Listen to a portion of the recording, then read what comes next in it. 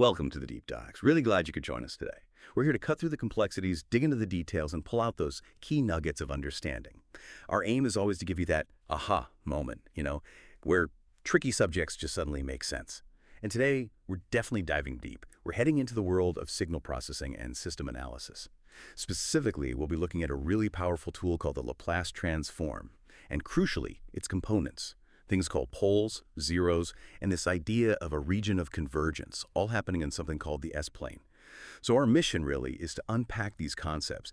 They can sound pretty abstract, maybe a bit mathematical, but we want to show you how they give engineers this amazing visual way to understand how dynamic systems behave.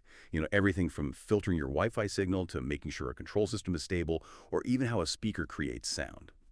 Right. So if you've ever wondered, how do engineers design systems that actually work? Systems that don't just, fail spectacularly. Or how do filters manage to let some frequencies through but block others? It can seem like magic sometimes. Well, hopefully, you're about to get some real clarity. We'll focus on the core ideas without it getting bogged down. That's right. It can seem a bit daunting, I admit. But looking at it graphically, visualizing it on this spline, it unlocks some really surprising insights. You start to see the fundamentals of how signals and systems work. We'll connect those dots today, not just defining terms, but sharing why they're so important in practice. And just so you know where we're coming from, we've been digging into some excellent resources. Standard engineering texts on signals and systems, detailed guides on the Laplace transform itself, and even discussions from engineering forums online. Okay, let's dive in then. First question. We already have the Fourier transform, right? Which is pretty powerful for looking at frequencies. So why do we need another transform? Why Laplace? What's the extra benefit? That's a really good place to start. The main advantage, the big one, is that the Laplace transform is essentially a more general version of the Fourier transform. This means it lets us analyze a much wider range of signals and systems, and critically, that includes unstable systems. For those unstable systems, the Fourier transform integral often doesn't converge. It basically goes off to infinity, so it's not useful. Laplace handles those. And there's another huge benefit. It turns complex differential equations, the math usually used to describe system dynamics over time, into much simpler algebraic equations. Ah, okay. So instead of dealing with calculus, we're mostly doing algebra. Pretty much, yes. It simplifies the analysis side of things enormously. That sounds incredibly useful. And you mentioned this happens in the Laplace plane. What exactly is this? Yeah. This landscape, this plans? Yeah, the spane. Think of it as a map. It's a complex plane where we plot this variable s. Now, s isn't just a single number. It has two parts. S plus Joe. The horizontal axis, the real part, sigma, tells us about damping. Does the signal decay exponentially or does it grow? And the vertical axis, the imaginary part, Joe is G omega, that represents frequency, the oscillation. And here's the connection. The Fourier transform is actually just a slice through this plane. It's what you get when sigma is 0, when you're looking only along that vertical imaginary frequency axis. S is Joe. Ah, okay. So that's why it's still considered frequency domain analysis, even though the S is complex, because that Joe part, the imaginary axis, is the frequency. Exactly. The S domain is fundamentally linked to the frequency domain. If you have a systems transfer function, think of it as its operational blueprint in the S domain. And you just substitute S into it. What pops out is the system's frequency response, how it behaves at different frequencies. It connects damping and frequency behavior together. It's powerful. A behavior map, or blueprint. I like that. Okay, so let's get to the landmarks on this map. Poles and zeros. These seem to be the really critical features. What are they? They absolutely are the critical features. Poles and zeros really define the system's unique character, its fingerprint, you could say. They come from that transfer function HS use, which, as we said, is usually a fraction, a polynomial on top, the numerator, and a polynomial on the bottom, the denominator. So zeros are simply the values of guess, these complex frequency points where the numerator polynomial equals 0. At these specific negas values, the system's overall gain, or its output, becomes 0. It essentially blocks signals at those complex frequencies. We mark them with a little circle and O on this S-plane map. Okay, zeros means zero output. Makes sense. What about poles? Right. Poles are the flip side. They are the values of S where the denominator polynomial equals 0. And this is where things get dramatic. Because if the denominator is 0, the value of the fraction h is theoretically goes to infinity. So at these pole locations, the system's gain becomes infinite. We mark these with an X on this plane. Infinite gain. Okay, that sounds significant. Let's try to picture this. Our sources add examples like maybe a 0 at S, equal 1 on the real axis, so it blocks that. And maybe pulls it, say, S12 and equals 34. also on the real axis. Exactly. And you can also have them off the real axis. You might have complex poles or zeros like at J and eta J on the imaginary axis. An important point for real-world systems described with real numbers is that if you have a complex pole or zero, its mirror image, its complex conjugate, must also be there. They always come in these pairs. So we've got this map, this plane, dotted with these O's, zeros, and exapoles. It's the system's fingerprint. But what if you have, like, a lot of poles or zeros right on top of each other? And here's a thought. If a pole makes the gain infinite and a zero makes it zero, can you just put them in the same spot and, like, cancel them out? Good questions.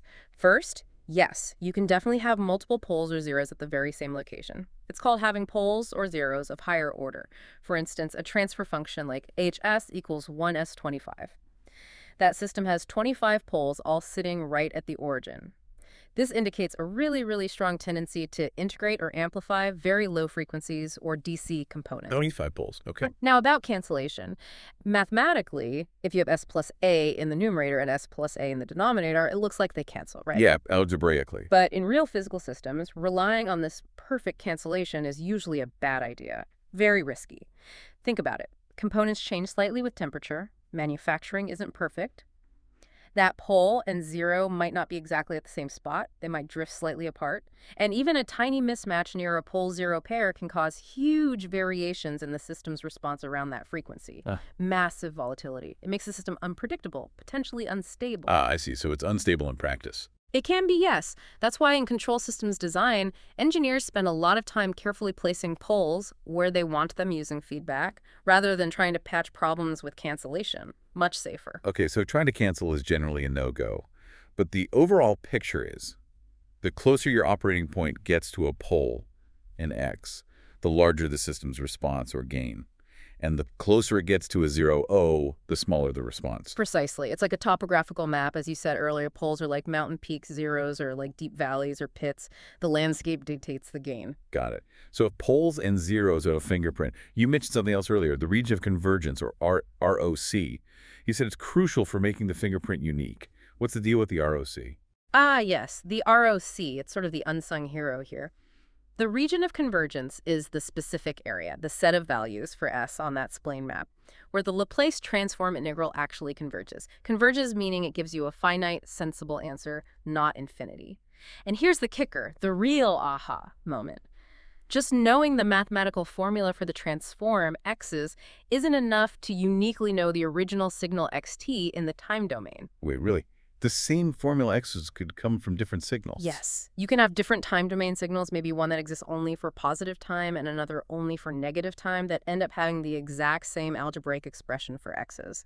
What distinguishes them is their ROC. So to go backwards, to uniquely get the original signal xt from x's, you must know the ROC associated with it. It removes the ambiguity. Wow, okay.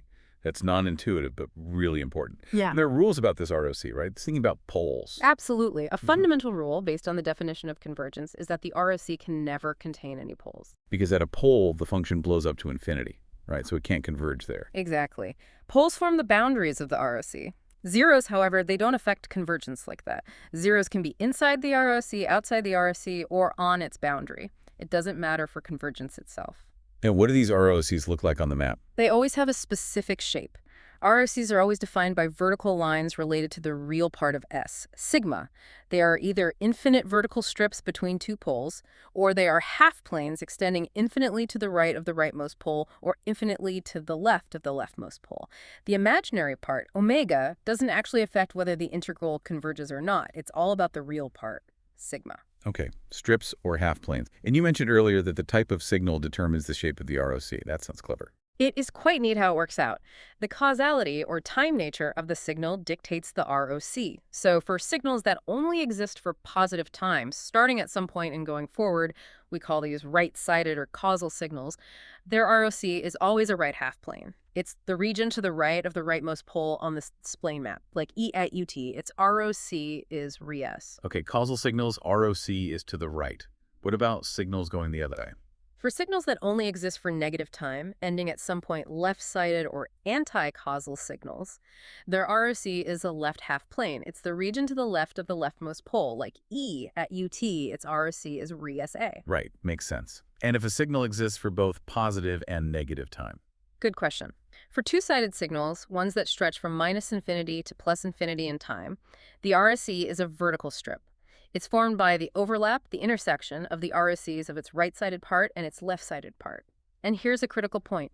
If there's no overlap between those individual ROCs, then the Laplace transform for that two-sided signal simply does not exist. It doesn't converge anywhere. So the existence of the transform itself depends on that overlap for two-sided signals. What about signals that only exist for a limited time? Finite duration signals. If a signal is non-zero only over a finite time interval and it's reasonably well-behaved, specifically absolutely integrable, its ROC is typically the entire splane. The transform converges everywhere, potentially except maybe at infinity. Okay, that maps the signal type to the ROC shape. That's really powerful for interpretation. So let's bring this back to the real world. We've got this mathematical framework, Laplace transform, poles, zeros, ROC. How do engineers actually use this toolbox to design things or understand systems? Well, one of the absolute biggest applications is system stability. This is fundamental. The locations of the poles on that splane map tell you directly whether a system is stable or not. We often talk about BEBO stability, that stands for bounded input, bounded output. Basically, if you put a reasonable limited signal into the system, do you get a reasonable limited signal out? Or does the output run away and explode? Right, you don't want things exploding. Definitely not. For a system to be BEBO stable, its region of convergence must include the entire imaginary axis, JW axis, where G equals 0. The imaginary axis must be in the ROC for stability. Okay. And if we focus on causal systems, which are most common in the real world, things that respond after you stimulate them, this stability condition simplifies nicely. For a causal system to be stable, all of its poles must lie strictly in the left half of the season. They must all have a negative real part. Why the left half plane? Because poles in the left half plane correspond to terms in the time response that decay exponentially, like E at, where A is positive. They die out over time. Okay, so left half plane means decaying, stable responses. What if poles are elsewhere? If any pole has a positive real part, meaning it's in the right half plane, the system is unstable. That pole corresponds to a term like E plus at, which grows exponentially without bound. Disaster. Right, exponential growth is usually bad in systems. Usually, yes. And if you have poles lying directly on the imaginary axis, that system is called marginally stable. It won't necessarily explode, but it will have components in its response that oscillate forever without decaying. Think of a perfect, frictionless pendulum swinging indefinitely. Okay, so pole location is destiny for stability. Left is stable, right is unstable, on the axis is marginal. That's incredibly clear visually. You also mentioned filter design. This is something we interact with constantly, right? Yeah. Shaping sound, cleaning up signals. Absolutely. Filter design is a prime example of using poles and zeros strategically. Engineers literally place poles and zeros on the splane map to sculpt the frequency response they want. Remember, poles near the imaginary axis cause high gain at nearby frequencies. So if you want to pass or amplify a certain frequency range, a pass band, you place poles near that range on the Joe axis. Closer pole means more gain at that frequency. Exactly. A pole right on the imaginary axis would mean infinite gain at that specific frequency, pure resonance. Conversely, zeros create low gain. If you want to block or attenuate a certain frequency range, a stop band or a notch, you place zeros on or near the Joe axis in that region. So zeros act like frequency blockers. Precisely. A zero right on the imaginary axis means the system has literally zero response to an input at that exact frequency. It completely nulls it out. Think about simple examples. A pole right at the origin, S0, acts like an integrator, giving infinite gain to DC, zero frequency, useful maybe in motor control.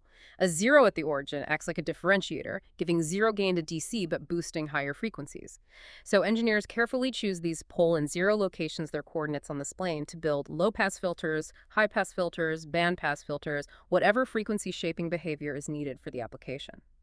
And this whole framework is also central to control theory, analyzing how systems behave and designing controllers make them stable and perform as desired. Poles and zeros give a complete dynamic description for many systems, especially LTI systems, linear time invariant ones. And I guess engineers aren't drawing these maps by hand anymore. Oh, definitely not usually. Software tools like MATLAB or Python libraries make it super easy. You can give them the transfer function polynomials and they'll instantly plot the pole zero map for you. Makes the analysis much faster. So wrapping this up, it's fascinating how these concepts, which start off sounding quite abstract and mathematical, the Laplace transform, poles, zeros, the ROC, actually form this incredibly powerful visual language. A Yeah. language for understanding, predicting, and designing the behavior of dynamic systems all around us. That's the core takeaway, really. Right. These aren't just math exercises. They provide engineers with essential qualitative insights. They're fundamental tools for ensuring stability, shaping how systems respond to different frequencies, and controlling complex processes reliably. So hopefully, you listening now have a clearer picture of the hidden mechanics behind so much of the technology we use every single day. And maybe a final thought to leave you with. Knowing that just a tiny nudge to a pole's position on that splane map can flip a system from stable to wildly unstable. How might thinking about these underlying poles and zeros change how you view the dynamics and potential sensitivities in complex systems around you? Maybe even beyond engineering and economic models, ecological systems? Where are the hidden poles? Something to ponder. Thanks so much for joining us for this deep dive.